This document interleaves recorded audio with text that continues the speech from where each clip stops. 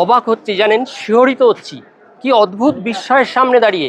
এই পুরো একটা পাহাড় দেখুন, এটা কৈলাস গুহার ভেতর, মানে আমরা কৈলাস মন্দিরের ভেতর, ইলোরার 16 নম্বর। এই পুরো পাথর, পাহাড়ের একটা পাথর কেটে পুরো মন্দিরটা, আমরা সাধারণত তলার বেস থেকে কোনো জিনিস ওপর দিকে নিই, কিন্তু এই মন্দিরটা তৈরি হয়েছে ওপর থেকে কাটতে কাটতে কাটতে কাটতে। তৈরি হয়েছে রাষ্ট্রকূট রাজা প্রথম কৃষ্ণের হাতে। রাষ্ট্রকূট রাজা প্রথম কৃষ্ণের সময়কাল হলো 743 থেকে 756 খ্রিস্টাব্দ অব্দি।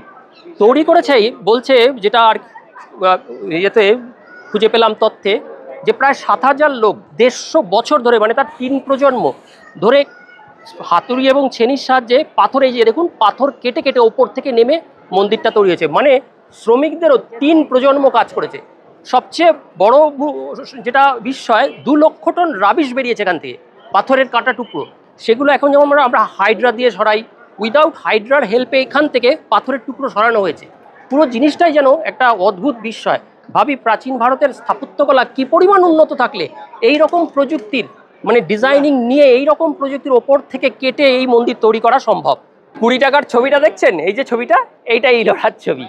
এই যে মন্দিরটা, আরেকটা আপনাদের তথ্য দিই, আপনারা গ্রিসের এথেন্সের পার্থেনন দেখেছেন, এই পার্থেননের প্রায় দ্বিগুণ আকৃতিতে এই মনোলিথিক স্ট্রাকচারটা। ভারতবর্ষের সর্ববৃহৎ মনোলিথিক স্ট্রাকচারের মধ্যে একটা। আবার 20 টাকাটা একবার দেখাই, এই দেখুন, এই যে ইলোরা কেভসের ছবিটা, কি দারুণ তাই না?